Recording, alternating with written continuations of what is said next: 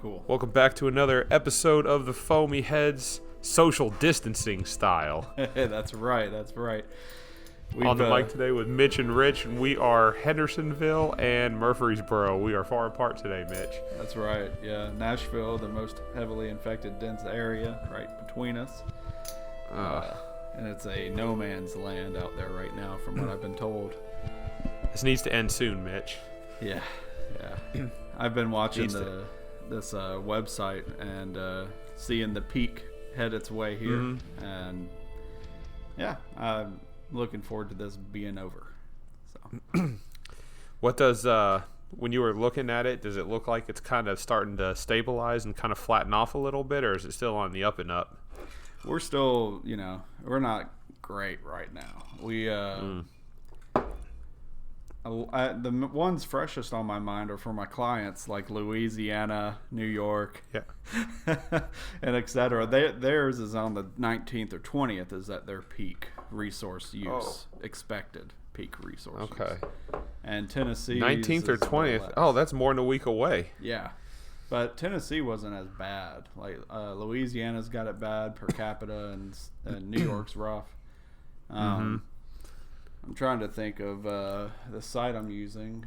Oh, healthdata.org. And they've got a whole COVID map for metrics that they're using. Okay. And it's kind of like expected resources and projections. So, yeah, Nashville. So, hey, they added OUS. Fuck yeah. About time. Say what? So it was only US. But they just rolled out an update, I guess, either today or yesterday that includes the world. So, global. But for Tennessee, we are, our peak technically was or will be here in a few days. Like the 15th is the start of the peak, kind of. 16th. This is interesting. But the highest would be, I guess, 22nd is when it's a wobbly peak. But yeah, so we're about the same expectancy. All these were not up to date when I was watching them either. So some places had updated to where it'd be the 20th. Some places where we were past expected resource use. So, but now it looks like Nashville's been stretched out to the 20s here as well for April. Yeah, but it's like a long peak here. It starts on the 12th. Goes a little higher to the 16th, and then it kind of hits the peak amount on the 22nd, and then it looks just like I'm down. So. Yeah, I'm looking at the same graph you are right now. Yeah. So 9 days until the projected peak in daily deaths. Yeah. So for those who are interested and don't have this website saved, it's the Covid19.healthdata.org. Yep. So it's very pretty easy to look at. You can just jump in. You can look at a country, but you can type in a state also if you want to. Yeah. And it just takes you there. I just typed in Tennessee, which is where we are, and yeah, it gives you all kinds of useful data. It's anyone participating, I suppose, with their data. I really haven't looked into how they're getting their data, but yeah. They did not have OUS on here. Sad to see India still isn't on here. We have some friends in India, and we're really worried about them. But, yeah. Looks like UK is in here, or Europe. China's not in there. Of course surprisingly. not. Yeah. Yeah. I was just like, what if they were to broadcast their numbers? Let's see what they got. Nope, China's not on the site. Yeah, no. Right now, America's in the lead for the numbers. Yeah, I'm not sure. We're in the lead. That's the one time that's not considered winning. Yeah. I don't know. But, I mean, to think about it, we are a little bit more dense, in terms of we have a lot more, like we have Chicago, we have New York City, we've got Miami, all of these. Nashville, I guess, is considered one of those, but you've got one of those. We're a country of, like, a lot of heavily dense populated cities. So, and we have a big population. So, I mean, it's going to make sense that we would lead in something like more deaths per day and things like that and more cases. But at the same time, we're also testing more people than most other countries. So there is no real way to say, yeah, the United States has the most cases. Of course we do, because we have the most confirmed cases. We've tested more people than anybody. Right. For all we know, there's other countries out there that have more cases. They just haven't been doing as much testing. Not to say that's a good thing or a bad thing. It's just, it is what it is. We've put some priority now, a little too late in my opinion, but on testing and stuff like that. And now we're finally starting to see some data, which allows us to do these types of websites where we can kind of start to understand when something's going to peak and start going back down. Yeah. Oh, I saw a terrible meme the other day on the same subject, but the numbers for confirmed cases of coronavirus reached 420,069 in the United States. And people were like, the two best numbers in the world, right? Yeah. Oh, no. Leave it to the United States meme population to put something like that on the internet and get a lot of likes out of it. Right. America. So that's right. The way that our generation is saving the country is by being social introverts and not going outside. Yeah. Whereas our ancestors went and fought wars, we literally just stayed inside to save a country. Yep. We built our fences up higher. That's right. So what are we drinking today? That's a good question. So I've got two oldies with me today. I haven't really gone out and bought any new beer. I've wanted to. I did on the last podcast. That was probably the newest one I got. But today I looked around my fridge and I was like, I need to get rid of some of these beers, meaning I need to drink them. So I found one we were going to send to the guy, our friend in California, but I want to drink it before it expires. And it may already be dead. But it's Three Floyds. Spaceship. Space Station Middle Finger. I can see it in your video camera right now. Yes. Yeah. And, this is from our last trip out there. Almost a year. Yeah. Because May's right around the corner. And I don't think this would have aged well.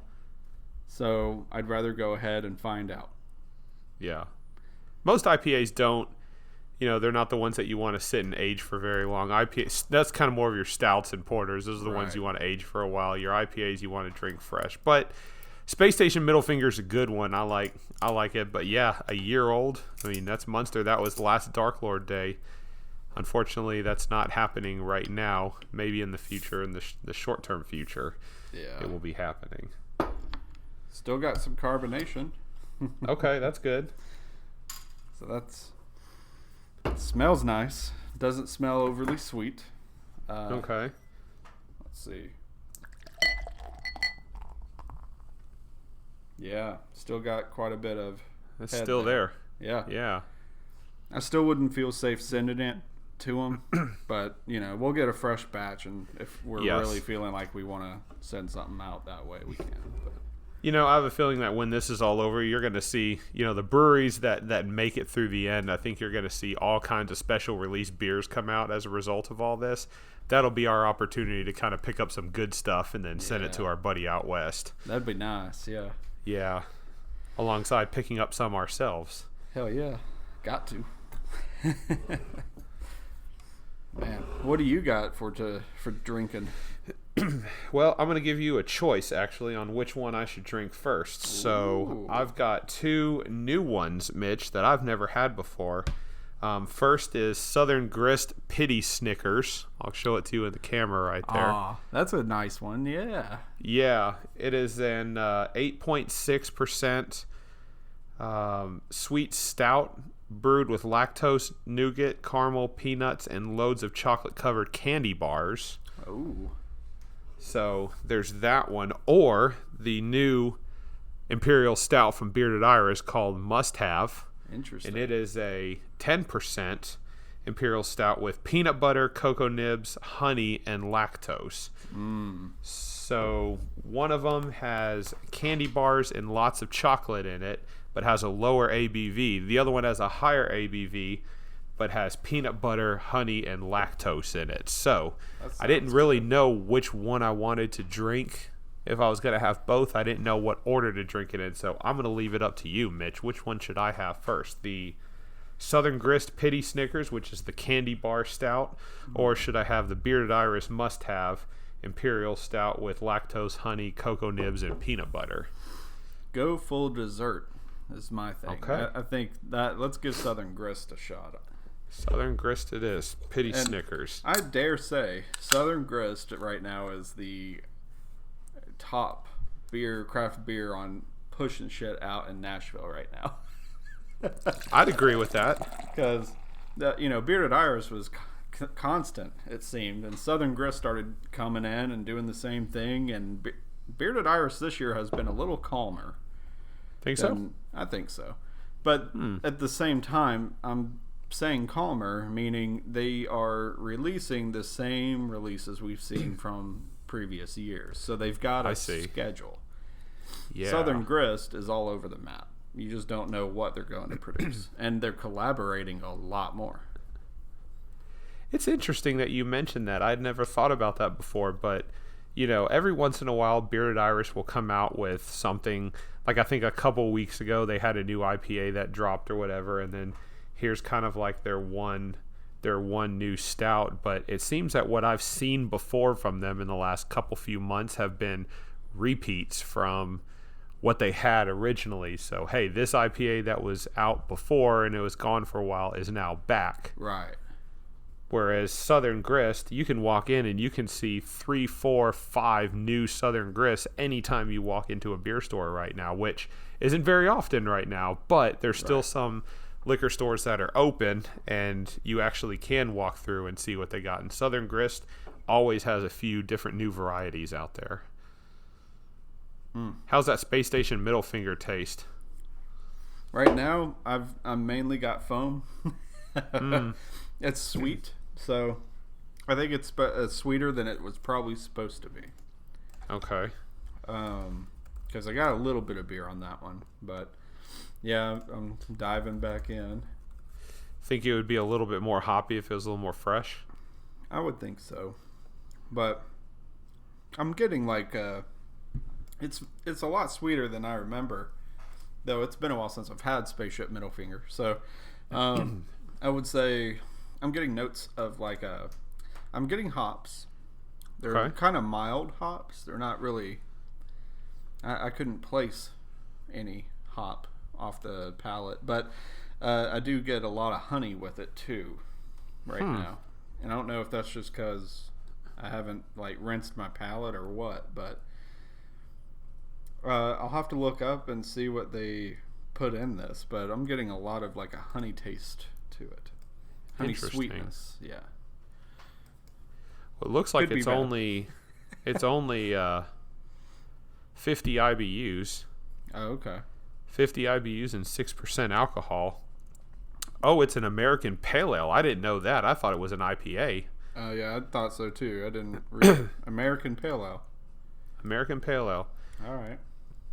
A bright golden American Pale Ale, which is odd. The first time I actually had that beer, Mitch, was at Dark Lord Day back in 2018. So it would have been 2 Dark Lord days ago. That was after an entire day of drinking nothing but stouts. At Dark Lord Day, my palate was just craving something hoppy, right? And yeah.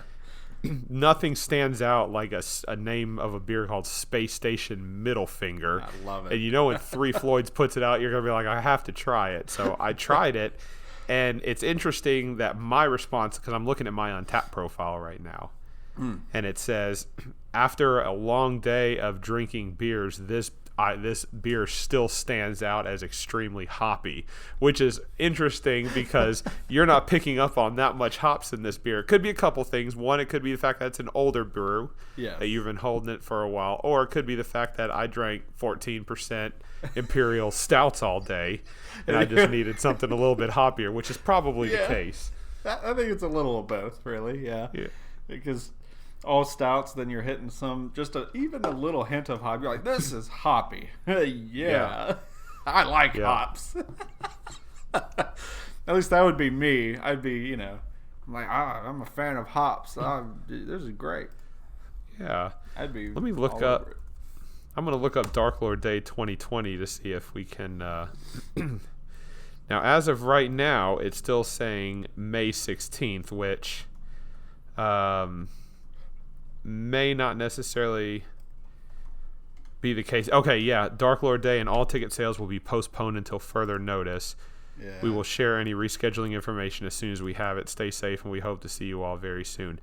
Dark Lord Day needs to happen this year. It absolutely needs to happen this year. It would be awesome. I hope they still do it. I mean, they would just have more beer to serve this time, which it's already chaotic as is. They can't fit many more tents, but they got plenty of room for more taps. So yes. That's true. They were pretty spaced out when you walked up to a tent or whatever. There was quite a few spaces in between each tap. Yes.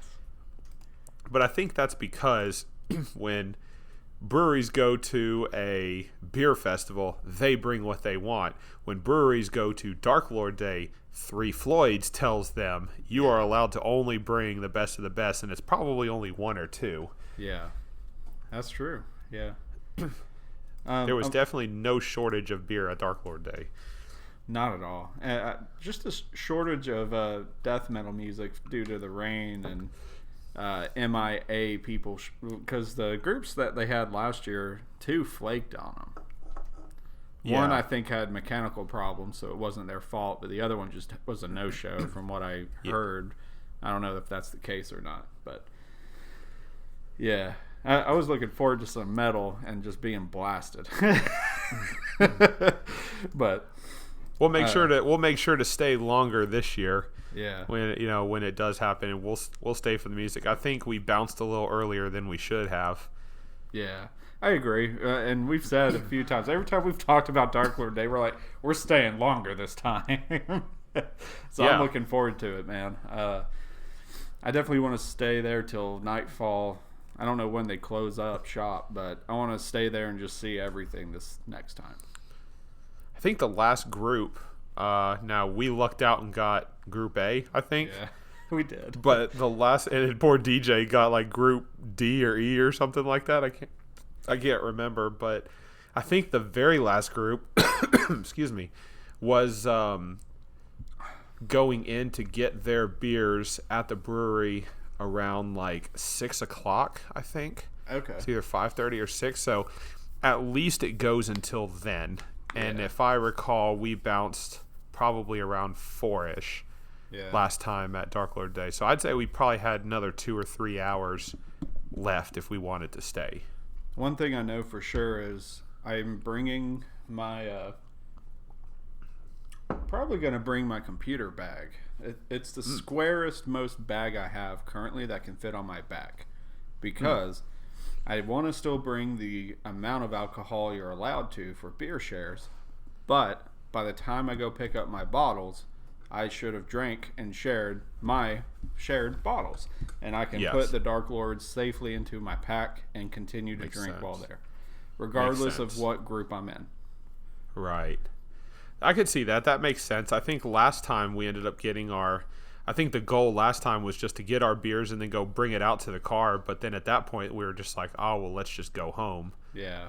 Once we had our beers. I think now that would be a good idea. You've finished all your share beers by the time you get yours, and you can just replace them in your backpack and then just keep walking around. Yeah. And if anyone was curious about why I keep wanting to bring a backpack to put beer in, so these bottles, you get 4 standard Dark Lords and a variant, right? One variant. Yep. And the variant can vary between however many they're producing, which is usually over 10 from my mind. But anyway, we lucked out, got some really good choices, but you can always end up with greatest teachable moments, I suppose. Oh, too much ginger in that However, beer. Each normal Dark Lord it can easily net you $80. In the public, or more, depending on demand, and the variants even more so. And the bags they give you are not safe to keep them in. And the floor throughout the whole area is parking lot. It's asphalt, gravel, stones, whatever they put out there, you can break your beer on. So this guy I saw with his bag of Dark Lord, it was obviously weighing on him because it is not a light bag to carry around. And it doesn't have good handles. I dare say it would snap on you if you were like A group and you stayed till 6 or 7. It would eventually snap. If you just carried it around too long, those straps would weaken really fast. Yeah. And something happened because this guy's Dark Lords fell not even like 12 inches, not a foot off the ground. They dropped, hit the gravel, and shattered. And you could just see the stout foam seeping through the bag and the disappointment and tears about to fall out of this guy's face. Oh, no. I forgot about that. Because a lot of people go to Dark Lord Day just to get those beers. Yeah. Like, especially a lot of the people in like Indiana, like if they're in Munster, and a lot of these breweries are local and they're kind of in the area, they can get access to these beers. Yeah. If they live in the area or kind of the surrounding areas, but you still can't get Dark Lord. You can only get it on Dark Lord Day. So a lot of these people will buy tickets just to go get the 4 beers and their special variant. That dude apparently didn't have that choice that day because he dropped his. No, he was what I call a anime convention individual or similar, where you're young, you've got not a lot of money, but enough money to buy a bunch of shit with, because his pack was loaded with like merch from Dark Lord Day. I saw jackets, I saw glasses, I saw all sorts of shit poking out. Then he was carrying his Dark Lords around in his hand. And and when I saw it break, I was like, he had his priorities wrong. Yep. Beer in the bag or backpack. But yeah, that felt sad. I did not. And then of course everyone that started seeing it, it was like a sweeping moment of and it just echoed throughout the whole thing. Same way like when you drop your tasting glass, people moan about it. You feel bad for the guy, but not bad enough to want to give him one of yours. Oh, no, I was like, you fucked up, man. That sucks, but that's on you. Yeah. I'm actually looking on eBay right now, and I see a 2019 Dark Lord going for $75. Yeah, and it looks like it's just a. No, they don't. If they kind of go up over time, because I think that may be partially true. I think if you line them up. When you look on eBay the first week or so after Dark Lord Day, you see everybody posting these ridiculous offers for remember that lunchbox that was going for some stupid amount of money? It's still on there for $1,000. Yeah, but then the beers over time realize they're not going to get that much money, so they drop in price. But then the ones that end up staying become more valuable, because now here we are almost a whole year later, and now these beers are coming back up in price again because now people want them. They've depleted their supply. They've been through all that. I don't know about you, Mitch, but I don't know if I've had any of my 4 yet. I don't remember. Had mine. Okay. We were going to share one at I guess it was for celebration with the birth of your son. Yeah, but I forgot it. And DJ had us covered anyway. He brought. Did we drink one of DJ's? No, but he brought 4 or 5 different beers that none of us. I remember now. We were on my back porch that afternoon. Yeah. Yep. Okay. Speaking of DJ, I got a chance to meet up with him yesterday. Oh, cool. Yeah, we I talked to him about it, and he's he's working on a couple of projects right now, but he's anxious to get back onto the microphone with us and talk for a little bit. So nice. I think we're gonna get DJ in one of our future podcast recordings. But he and I actually went to the beer store yesterday because liquor stores are considered essential services, Mitch. So he stopped by and picked me up. They're not wrong. Well, he picked me up and we went to the beer store, and it was very odd because when we walked in, there was that police yellow and black kind of crime scene tape kind of blocking off everything, so you couldn't actually walk around on your own and do what you wanted. Of course, I spend a lot of my money there, and I'll get to the second part of this in just a second. But basically, and I walked in, DJ and I walked in, and the people there recognized us because we're idiots and we spend too much money on beer. And we basically got to walk around the beer section. They kind of like lifted the tape. It was just like a crime scene on TV, Mitch. They lift up the tape and we got to walk up underneath it. Hell yeah. You know, and we're like walking up and down the aisles, picking out the beers we want. Now, we weren't allowed to touch them. We weren't allowed to take anything off the shelves, but one of the workers was actually carrying like a buggy or like a basket with us. So every time we wanted a beer, we'd point, they just took it off the shelves and put it in. We didn't have to carry our beer around while we were walking around, which was kind of cool. Like I could have gotten used to that. Yeah. That's and then service. They brought it up. Exactly. Like this is the kind of shit that I can get used to post COVID-19. You know what I mean? That's special service right there. Well, my buddy ended up going to the same place today. And I have no idea if what we experienced was par for the course or if they were just expecting higher volume because it was a Saturday, so they were kind of changing pace. But they didn't get a chance to walk through. You know, he walked up and the guy was just reading off a list of new beers that they got in, and you were kind of like, okay, I want that one or I don't want that. They just went and got it for you and then brought you up to the counter, so you didn't get an opportunity to walk around. So, again, I have no idea if that was just they were changing protocol because it was, you know, it was a Saturday, or if I don't know, but either way, neither one of us had to do too much work to get the beer that we wanted. They carried it for us. Nice. Speaking of beer, how was your pour and how does it taste? You know, so I went with the Pity Snickers, right? Yeah. That was the one that you said that I should drink. The SGPS. SGPS 8.6. Lactose, nougat, caramel, peanuts, loads of chocolate covered candy bars. You know, it's really good. I can taste the candy bars in it. It is not as heavy as I thought it was going to be. So I think you made the right choice by having me drink this one first, for the simple fact that it's quote-unquote only 8.6%, but at the same time, this thing is, I mean, it's extremely fluid. Like, it is not heavy whatsoever. Yeah. It actually drinks very easily. I was very surprised. When I poured it, the Foamy Head was extremely high. There was a ton of it, but it dissipated very, very quickly, and I knew right then and there it was going to be like one of those, it was going to be kind of a lighter, easier drinking beer, and that's exactly what it tastes like. Did you aggressive pour it since it was a can? Yeah. I'm a guy that doesn't know how to pour beer out of a can. You know, a lot of people want to turn the glass sideways and slowly pour. I just go all in. I'll pour that fucker over as fast as I can because I want to get to the beer, but I end up shooting myself in the foot because at that point I end up waiting for the Foamy Head to go down. Right. And surprisingly enough, this one dissipated very quickly. Awesome. Very quickly. A few beers I've had in a couple weeks, just like random one-offs. I don't have any on particular in my mind, but when it's been a can, I try to keep the aggressive pour in mind because I'm one that always thought lesser head means you're a better pourer.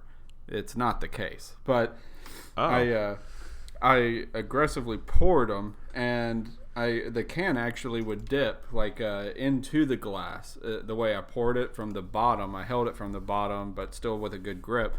That sounds weird.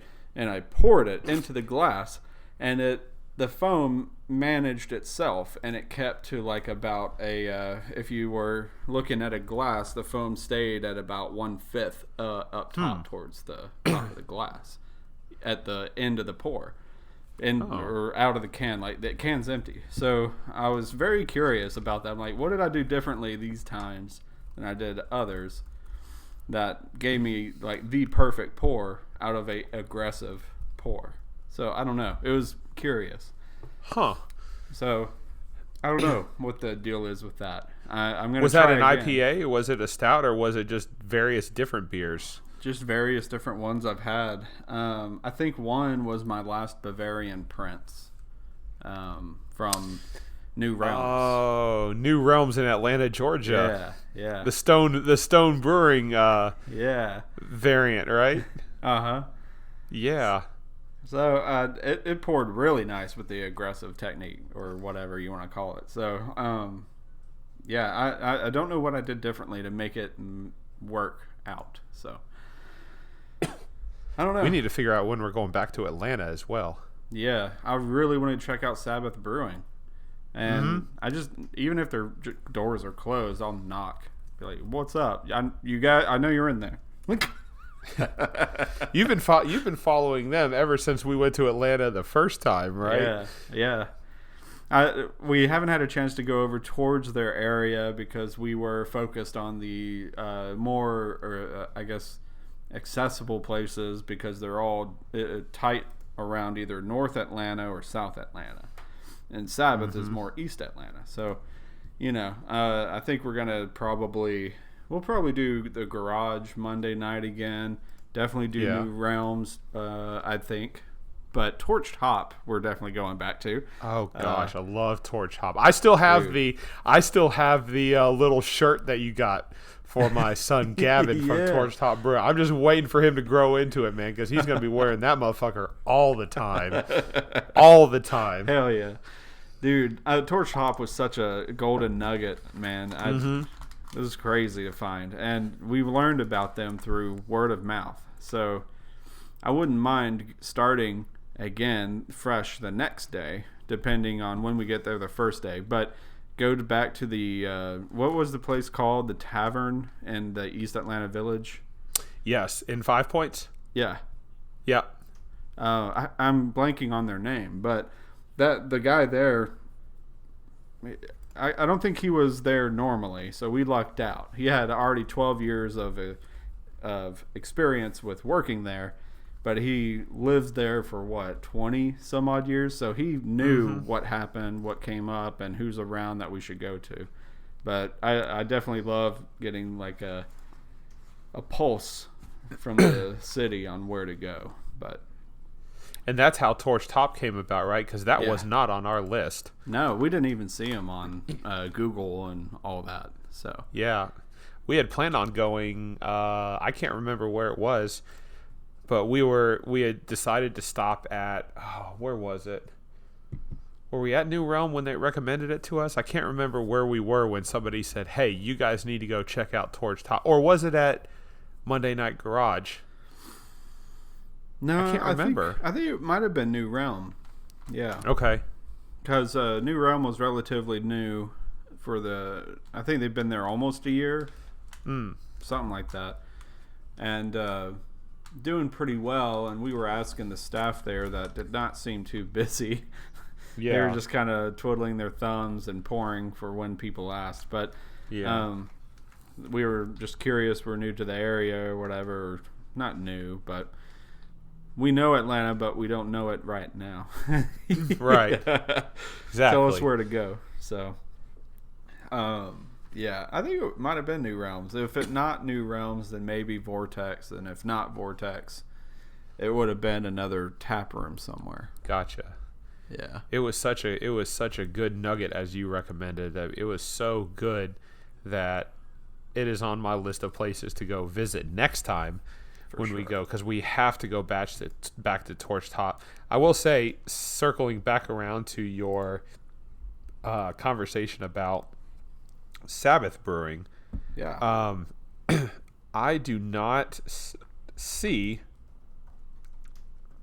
any recent posts from them on their Instagram or on their Facebook, which is disappointing. Excuse me, I've got the hiccups now.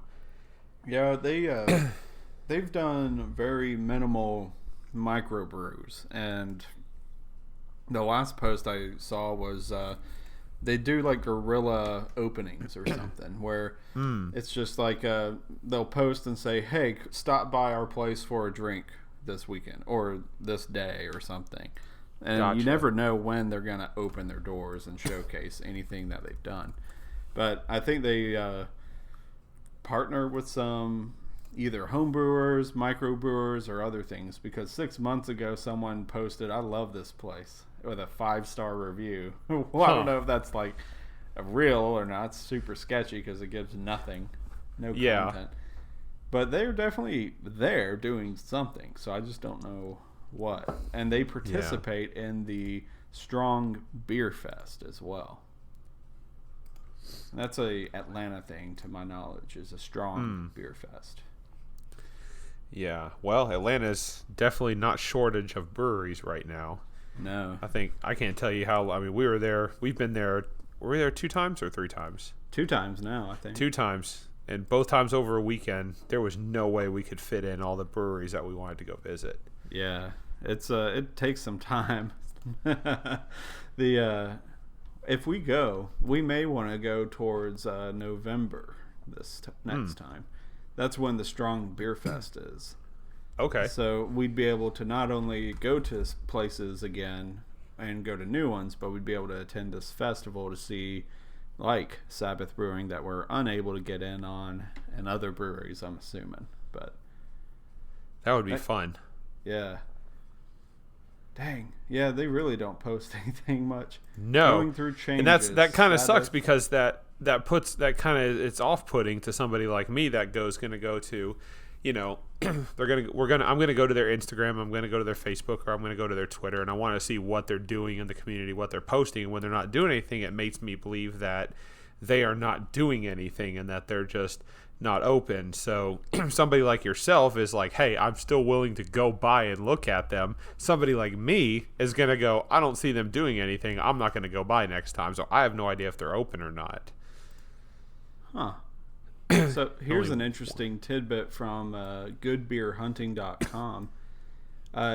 Sabbath opened in 2012, essentially. Atlanta Tattooer wanted to put a bar in their shop.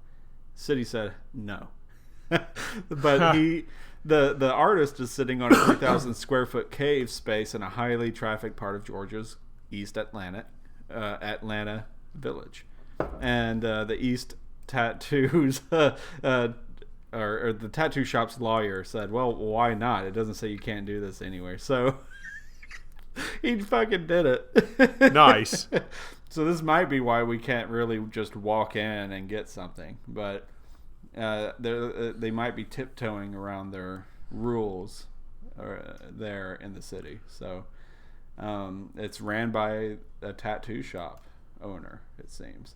But it's a heavy metal themed, self-funded by Oparnica, and will be one of the first own premise breweries in Georgia. Specializes in lower ABV beers like saisons, grisettes, fermented and oak. I don't know if I said that right.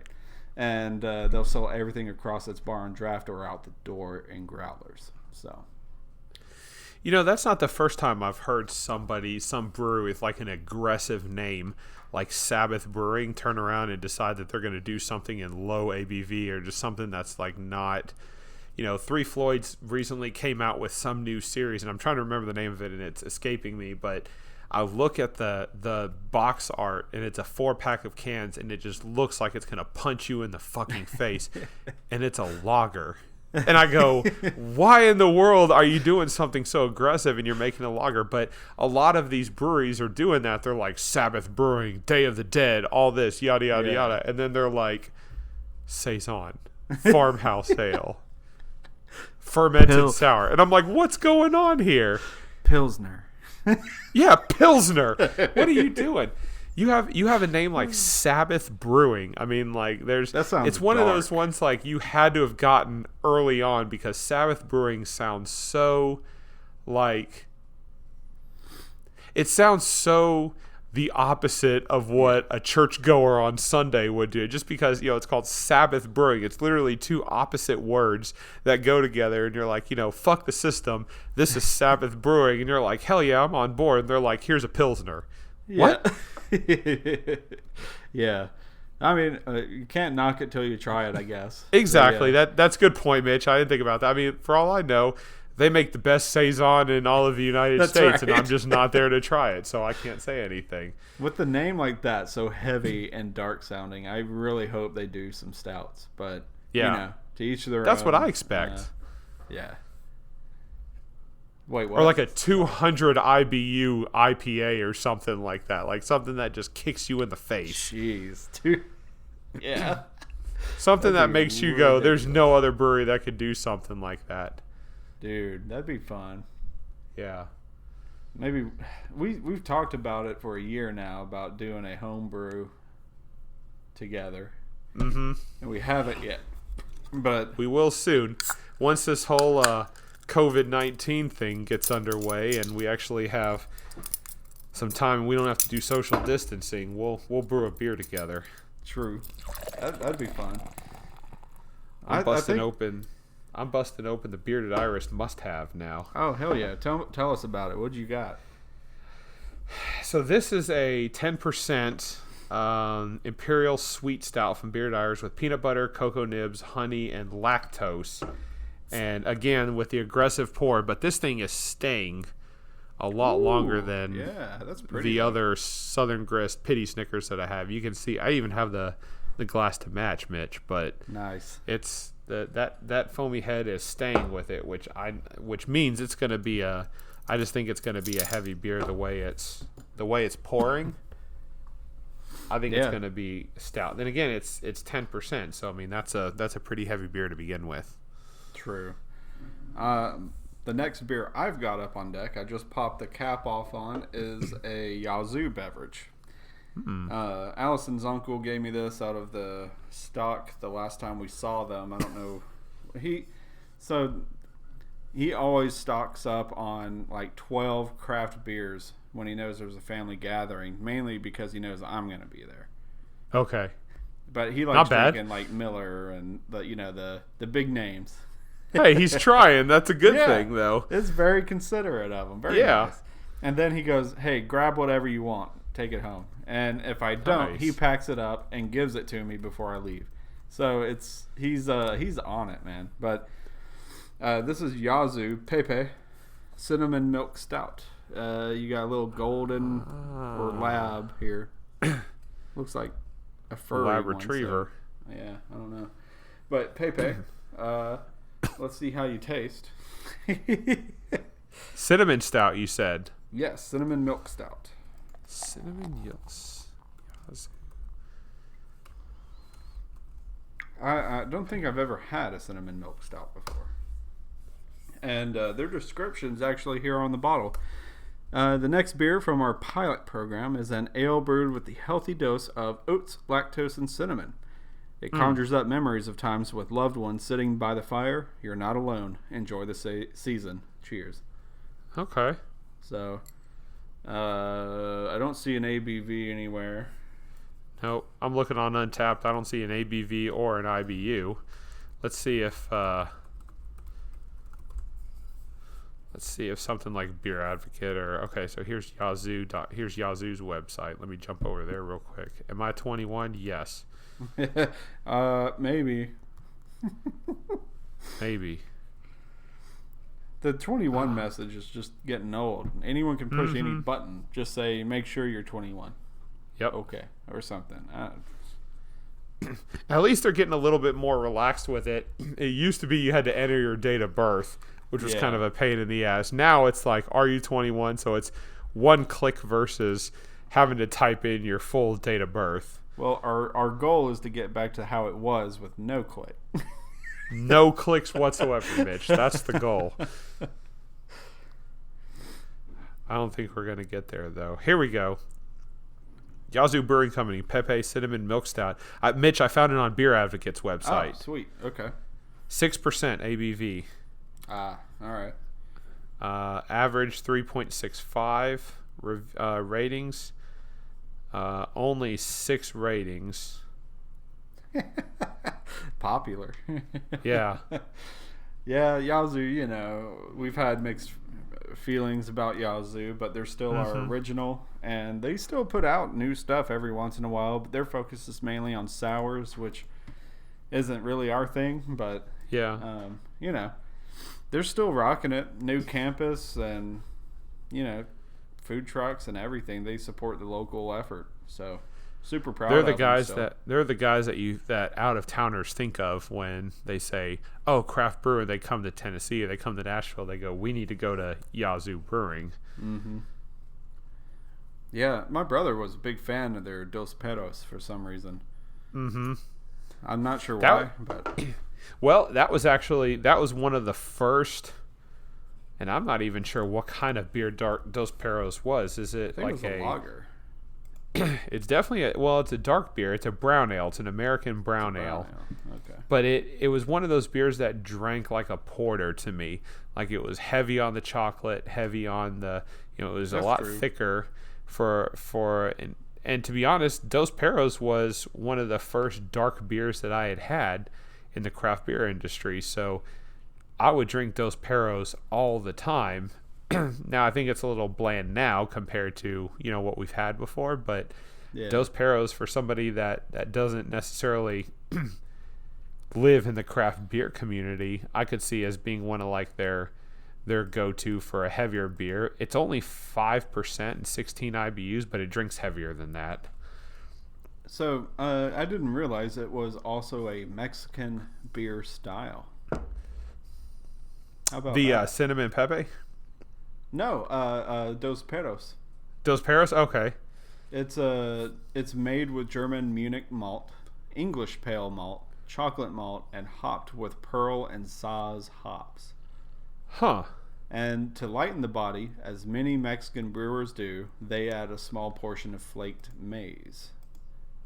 So you get a bready, malty aroma balanced with maize sweetness and a noble hop finish. So interesting. I've never gotten corn out of it, but hey, I'll try to pay attention next time. But yeah. Well, that's kind of like a lot of times you formulate your own opinion on what a beer tastes like. True. But then you read the description, you go, okay, I'm going to be on the lookout for that to see if I taste anything. And sometimes I go, oh, I can't taste what that is, but I know there's something there that I can't put my finger on. And then you read the description, you go, oh, okay, that's what that beer is. Yeah. Look at That's that. a good looking beer you've got there. Yeah, it poured real nice. Nice little foamy head. It's got kind of a caramel color. Looks like you got about an inch of head on it. Yeah. It's super dark, but it's like your Southern Grist one. If I just do barely a shake, it just wants to roll out of the glass. So, yeah. Viscous. Have you taken a sip yet? Not yet. I'm curious how much cinnamon is going to be in that beer because it's literally called Pepe Cinnamon Milk Stout. Yeah. Let's see. I'm looking at some of the reviews on Untappd, and people are saying cinnamon is very distinguished, prominent cinnamon flavors. This guy goes, cinnamon is there, but kind of takes a back seat. So it's all over the map. What do you taste out of it, Mitch? It's definitely not. If you're going into this expecting Trident cinnamon gum, no. Okay. The cinnamon, in my opinion, would be that backseat choice. It's there, but it's not burning your throat, and it's not overpowering any part of the beer. Though it is like a flavor whenever I'm drinking it. Aftertaste, I don't have cinnamon, but I'm coming off of a space station middle finger, so once that middle finger goes down, maybe I'll taste something. True. That's a good point. I think it was it you that told me? I can't remember. Was it you that I used to always drink my IPAs before my stouts, but then I started switching to drinking my stouts first. I can't remember if that was you. Yeah, it was me, I think. Yeah, we talked about it because I went against the grain on that, and I was just like, I did it this way, and it tastes amazing. Or something. Well, I mean, there's logic involved to that because my thought was like, stouts are going to be heavier. They're going to be more sweet, punch in your face. So you kind of want to get the hops and the bitter out of the way first, but it doesn't really make sense because your hops are going to kind of kill your palate, whereas you're going to get to taste everything with your sweet stouts and your milk stouts and porters first, and then you go into your IPAs, and it's like, okay, the hops are still there. They're just going to be that much more bitter. Yeah. So that order makes sense to me. I should have reversed it, really. I was just excited about Three Floyds. So I jumped on it. But drinking it more, I took another larger gulp. I can taste the cinnamon, and it meshes really well with whatever they've done. But it definitely isn't overpowering. It goes away after I drink it down. So there's not really much of an aftertaste except for the milk stout part of it. So I'm a fan of it because cinnamon can be overpowering. And it's like, it reminds me of potpourri at times. You know what I mean? Potpourri? Yeah. Interesting. I hate potpourri. It makes me think of Hobby Lobby, Joann's. And, yes. You know, I mean, no discredit to them or anything, but I mean, it's same with Goodwill and their Mountain Air. I mean, yeah. I can see it. That's okay. It's an air freshener, and it's used in a lot of older white women's homes. Not that I would know. My mom really loved cinnamon and potpourri. So that's a holiday reminder of the seasonal change for holiday. It's almost always a holiday-related kind of change in the household growing up. Well, I love your mom. I love your mom to death. She's probably one of the nicest, most Christian people in the world. But I will say she is the definition of one of those like elderly white Southern women. Yes. That just I can see that. And again, that's no disrespect to her, but she is totally that person. She knows her lane and she's all about it. So there you go. Hey, nothing wrong with that. Embrace it, right? Yeah, exactly. I think she might like this beer. That's awesome. I wish she'd try it. Man, if I could get my mom to start trying beers, that would be fun. Just to like, even a little like taster, just like give it a sip. Mm-hmm. Tell us your thoughts. Yes. Someone who never drank in their life, tell me.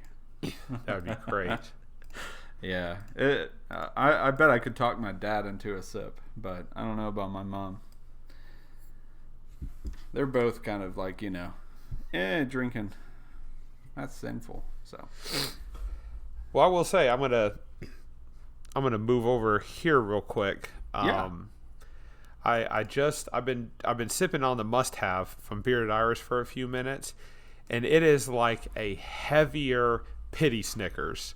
Ooh. And it was kind of like what I was expecting the Pity Snickers to be. And it was really weird that I chose both of these beers to drink today because they are so fucking similar to what to each other. It's really odd. So I went on Untappd and I typed it in, and of course, it comes up 10% ABV and it doesn't have an IBU or whatever. And then I look over onto the similar beer section, the very first one on the similar beers, Pity Snickers by Southern Grist Brewing Company. I was like, yes, that's exactly what this is. This is what I was expecting. Okay, Mitch. Yeah. I was expecting this to taste what Pity Snickers tasted like. I was expecting this to be the heavy one. I was expecting Pity Snickers to taste like this. Hell yeah. All right. But Pity Snickers ended up being really, really, really light. Still loads of flavor, but it was still lighter than I was expecting. This tasted exactly like what I was expecting Pity Snickers to be. So you made the right choice by me drinking the Pity Snickers first, because this is a lot heavier. It's a lot darker. It's a lot sweeter. It's a lot thicker.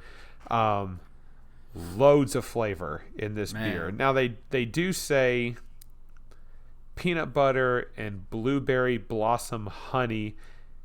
I don't know if I taste. I don't know what that means. Yeah. I think that's a type of honey. I don't think it means blueberries in it. Okay. All right. If that's the case, then I can maybe understand that, because I do taste a little bit of honey in it. I did not know it's got the Olive and Sinclair Chocolate Company in it, which is a Nashville chocolatier, and they do a lot of business with Bearded Iris when they do their V Fudge. Ooh, nice. So, and I do taste chocolate in it as well. So you said blueberry honey? Blueberry. So stout brewed with Aslan Beer Company. So this might be a collab. Yeah, it is a collab with Aslan Beer Company. Magnetic trace of peanut butter. It might be there. I don't taste a lot of peanut butter. Blueberry blossom honey. Blueberry.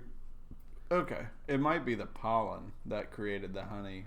Okay. The bees. So I may not expect to have any blueberry flavor in it, is what you're reading. That's my assumption, but I'm looking it up just to see. But So blueberry blossom honey is got from white flowers of the blueberry bush. Okay. So don't expect any blueberry flavor. Gotcha. But it has a well-rounded and pleasant aroma, light amber honey that can be created from those flowers. So, okay. Yeah. That It's makes me just feel a more little craft. bit better then, because I can't pick up on any type of blueberry flavor whatsoever in this beer, Mitch. Yeah, that sounded like a honey type, because I've gotten confused about that with meads before. I'm like, I don't get any fucking fruit from this. Oh, And it turns okay. out it was the bees going to this particular plant, or however they do it, and the pollen that makes the honey. Got it. Yeah. I was like, damn it, that makes too much sense. Well, this one's got vanilla bean and lactose in it as well. I can definitely taste the lactose because it's kind of got that creamy backbone taste to it. Oh, yeah. Olive and Sinclair Chocolate Company Cocoa Nibs. There's definitely that small kind of light V fudge back end taste to this beer. I would drink it and I would definitely go, this is not V fudge, but I can taste enough chocolate in it to where if somebody says, hey, this also has Olive and Sinclair cocoa nibs in it, I would go, okay, I may not be able to pick out the chocolates here, but I can definitely say this has cocoa nibs in it, so I can taste it a little bit. The vanilla bean is not prominent, but it's there. Trance of peanut butter. Let me try it again.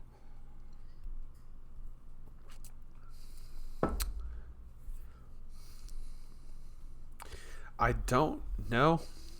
I don't taste peanut butter. Huh. I wonder. Maybe a little bit on the front, but it dissipates real quick. This would not be. It would be one of those if I was checking my beer on Untapped and one of the flavor profiles said peanut butter, I'd struggle with it, but I'd probably end up selecting it because it's one of those where I read it and I go, okay, I guess I could see it, but it would not be something I would pick out initially. So, I've been beating an idea in my head for a while. This is going to be like our conversations that I don't think we've ever talked about it, but we talked about what can you do with tobacco differently, what can you do this differently with, or whatever, spicing up a good product and trying to make it better kind of thing. But yeah, with craft beer, much like wine, a lot of your stouts get better over time.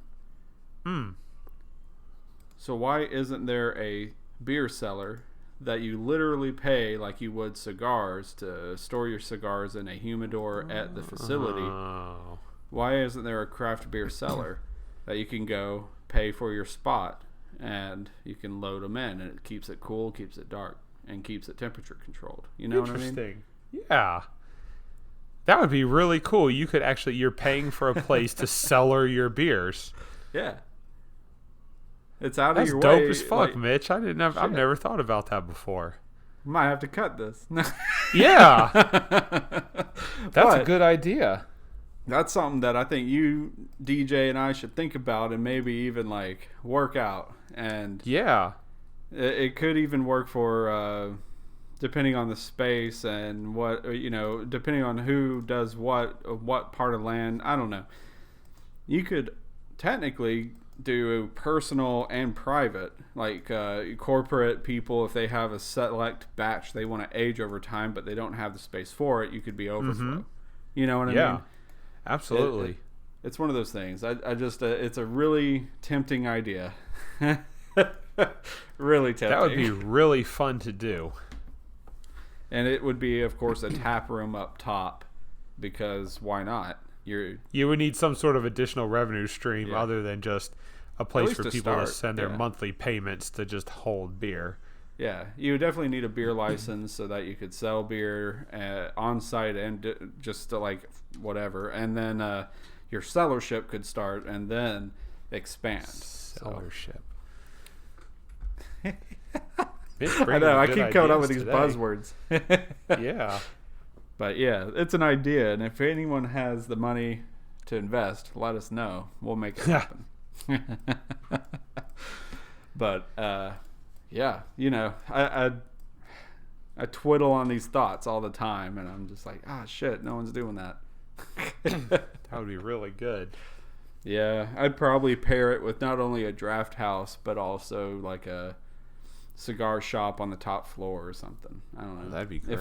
If I was able to do a triple tier, like there's the cellar underneath that has its own private room that you could go to with its own specific taps. Then you got your house floor where everyone, public wise stays and whatever, and you can walk upstairs into the glass doors where the humidor and walk through the humidor into the smoke room.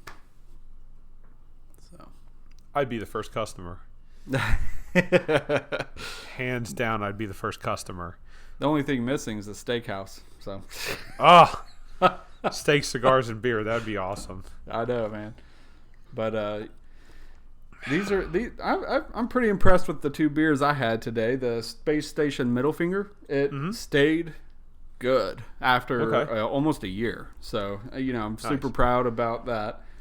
And then Yazoo Pepe Cinnamon Milk Stout. You came through, man. Thank you, Pepe. It was really good. Definitely a milk stout, but one of the better ones that I've had. Milk stouts I'm not big on because they just have like this bland, milky, heavy taste to them, Okay. I feel like I drank milk afterwards. It's just like heavy and filling. So with the cinnamon and sweetness to it, it definitely brightens up the milk stout portion. So nice. I really like the Yazoo Pepe. Out of the two, which one's your favorite? Man, they're two different styles. I don't know. Yeah, that's true. You can't really compare the two. Yeah, I really like both. Yazoo surprised me, so right now I'm just kind of really eyeing the Yazoo. But Space Station Middle Finger, of course, is always a mainstay in my book. Yeah. It's delicious. So, and American Pale Ale is right on the label. I just completely missed it. Doesn't taste like it, so it's okay. Yes. So it definitely cleared the air a little bit on that one. So I'm a fan, continue to be a fan of Three Floyds. Yeah, it's surprisingly enough with Three Floyds, the beer that got me into Three Floyds was Alpha King. But it is the last one on my list of favorites in their lineup. So yeah, curious. It just dropped to the floor after I had all their other ones, especially Zombie Dust and oh dude. But so good. Alpha King's at the bottom right now. I still got to try Gumball Shoe. Gumball Head from Alpha. Or Head, Head. Yeah. Shoe's the racing sport, but okay. My bad. Yeah, Gumball Head. I really like the artist too, so I really need to try the beer out. I just haven't had it yet. I'm waiting to find it on tap so I can have it on tap, but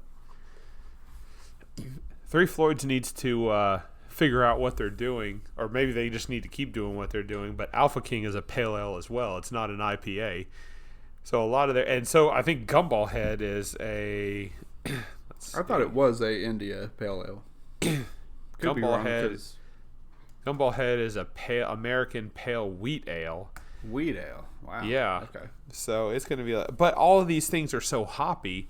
Yeah. You kind of expect them to be around in the IPA range, but that's Three Floyds. I mean, that's what they do. They buck the system and they kind of give the middle finger to all the other breweries. They say this is how we're going to do it. Yeah.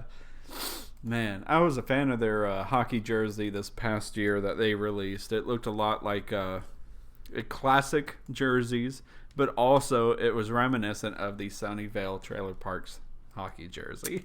Oh, nice. I didn't think about that. I was like, I need to go back and look at it then.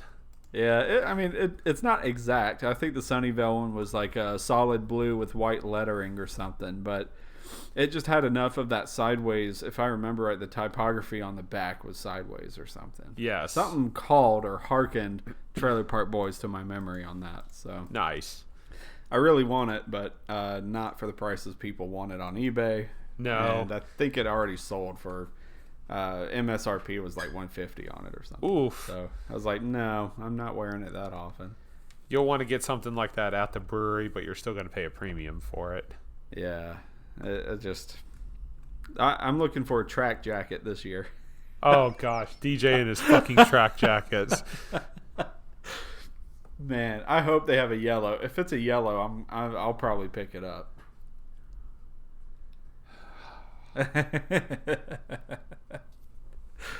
The blue looks so nice, and DJ's is red, right? DJ's is red, yes. Yeah. DJ's is red, and I made fun of him every minute of the day. He bought that goddamn track jacket, and then he bought it and he would wear it, and I would make fun of him, and then we go stand in line, and every single person was like, "Bro, that's an awesome track jacket. Where'd you get? Like, where can you buy that?" I'm like, "Are you serious? Are you fucking serious? Like." It's a track jacket that looks like it's out of the 80s, and they're like, It is so cool, and I'm like, oh. DJ gave me the space station middle finger that day. Yeah. Man, I don't know, the 80s aesthetic's still pretty cool, man, but I think being on site at the brewery and then wearing any kind of affiliated gear is an automatic, just like, nice, yeah, for some reason. And like, you don't typically wear like the same merch of the band you're going to see. Yeah, but I guess maybe an exception for Dark Lord Day, though. Yeah, but that's because most people are spending their money on the beer, and somebody bought a track jacket, and they go, "Wait a minute, maybe we could buy a track jacket too." Track jacket gang. That's right. Be like the Adidas Russians. Oh. But anyway. Well, I think this was a good time. I think that we had some good beers today. You and I had the opposite. I mean, like literally the complete opposite of beers. Yeah. Today you had an IPA and a cinnamon stout, and I had imperial sweet stouts and milk stouts with candy bars and cocoa nibs in it. Yeah. So, man, I still, by the way, have that whole stash from Alabama that we got to get into at some point. All right. But we'll do a recording on that then. That would be fun.